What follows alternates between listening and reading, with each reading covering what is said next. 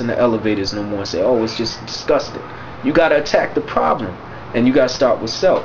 So we're going to get back to you on that. That's something that you got to think about, because we got to start a change in this area. And the only way to do it is to start looking within and saying what I can do. What can I do? Me.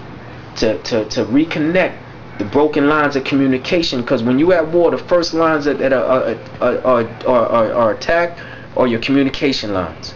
And that starts from the home all the way out to the broader community. Can I just add something? Back to the situation with the harassment with the police.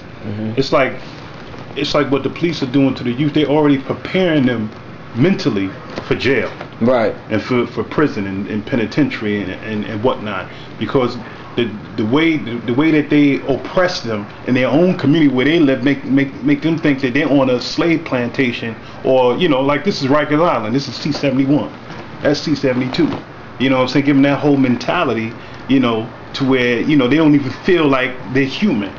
You know what I'm saying? They feel like, we being treated like we, in some type of dog kennel or whatnot. They're preparing them mentally, psychologically, to be used to that type of life that's already in the prison system or in the county jail system. How you gonna respond to that, bro? You think that's true? Yes, it is true. It's like they come around, they harass us. Like if it like you know how they can't lock people up if they're under 16 or something. They'd be telling you, oh, when you turn 16, I'm gonna lock you up just so you go through the system. Wow. Just the cop has told, a police officer told you that? Yes, they tell you that. But when you 15, they be like, oh, when your birthday, oh, you tell them your birthday, or when I say I'm gonna lock you up, like just like his situation, like they said, they've been telling him that when his birthday came, they seen him and they locked him up on his birthday just because he turned 16. Wow. They told you that before they locked you up? Yeah. That's when they allowed to lock you up and bring you through central bookings and all that. So the system is set. Start getting a record. They know y'all, and they know how old you are, and they know, okay, man, this is a real systematic war y'all under, man. When these police officers, these little white boys from Long Island, when they eating lunch, they inside with their buddies, they talking about certain people. Right. They got intel, they got pictures of all these young Let's talk about some of that. Oh, now look, now you see the situation, you just revealed it. They know your age. Alright? They know stuff about y'all. Alright?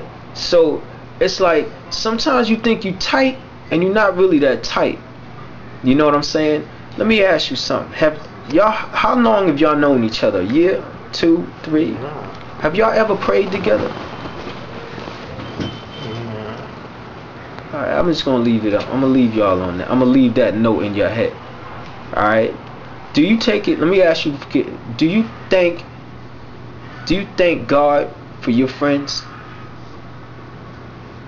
Yeah, some of them, but some friends is not really good for me. This is a serious question, man. Yeah, I know. Do you thank God for your friends that you have? Yeah. Thank Him. All right. Do you love yourself? Yes. Do you love your people?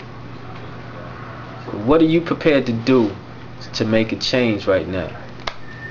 Have you thought about it? What can you do? Have you come up with any solutions on your own? Because that's what we're trying to get up out of y'all. If y'all don't have a solution in mind, we want y'all to think about one. Start thinking on the road of how you can make a change, because you can't sit here and say there's no hope. That's not real. That's right. That right there is what they want you to think, so they could just continue to treat you like that. So have you thought of it, or do you think do you have any idea of how we can rectify the situation? Like what, the situation with the police? With the police department, mainly with, again, looking at self, at us as a people, our broken communication lines. What can we do, to better our situation? In your words. Like, there's nothing we could do with the police situation, because like they see us every time they see us. No, not the police situation. I'm not talking about that. I'm talking about us as a people and our broken communication lines and the problems that we have amongst ourselves, fighting each other, killing each other. What do you think, in your own words, can we do to help put an end to that? What do you think the first step would be?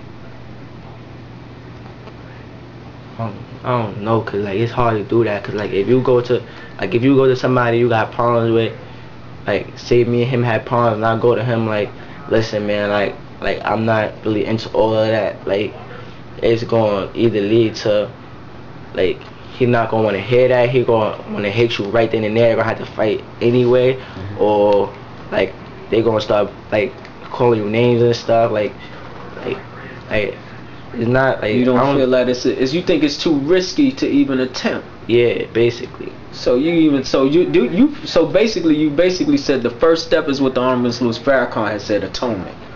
Atonement is when you right the wrongs and you go through the process of correcting the wrongs through admitting that you did something wrong to the person you may have hurt. They do the same thing, and then you do some work behind it to actually undo the pain and to take it to another level, to rise above it, and to be a better community. And I'm just breaking it down. It's actually 8 steps, but I'm just giving it to you in a small frame right now to let you know that you feel that you're afraid to even go towards that area because you're afraid for your life to even approach somebody that you feel that you had a problem with out here. You think it's that bad? It's that bad. It's that bad. Basically, how you do it is you just like try to stay away from all of that. You just stay where you at, or what you do every day. You just stay there. Like we're this building every day, stay at this building every day. All right, let me ask you. Well, I'm surprised he even mentioned as far as fighting, with the fist. Yeah. Because they don't even get to that point. They ready to just pull out. Yeah, I'm about to go into that. Like you read my mind. Nothing. As far as the violence is concerned, out and they pull out a gun and shoot you. What has gotten life ain't worth nothing. What has gotten you so afraid of that? And what are the events that led to that? And were you always like that? Were you able to just like at one point when you first moved out here, were you able to talk to anybody, or has it always been like that? Has it, and how have you been able to come to a point where right now you're totally afraid to actually just go talk to somebody to squash your beef, or just to make friends? How do you think that happened? You can make friends, but then it's going to depend on like the way how you approach the person you're trying to make friends with. And with the debt and beef thing, like people don't want to hear that now. Like they don't want to. Oh, I don't want no problems with you. They don't want to hear that. They either don't hate you or they gonna let you walk away. And but how do you think that came about? Have you analyzed it anyway? See, a lot of times when we have a problem in our community, we look at the effect and never try to look at the cause. You understand? It's like you look away too much. Have you looked into it at any point where you say, well, man, how did this happen? Are you at least thinking about that in any way? People feel they don't want to dead beef because they don't want a name on the streets. Like they be like, oh, if I come to somebody, be like, oh, I don't want no problem with you, and they be like, alright, like no problems. Then after that, he tells somebody that we dead beef or something, or we don't want no problems with each other no more. Then they gonna have a name on the street that they're punk or something. Hey, people don't want that name on the street. That's why I think that they doing that. Alright, you got your mic right now, and you got the speakers around the whole project. Your mic is on. What would you say to your people here in Edgemere?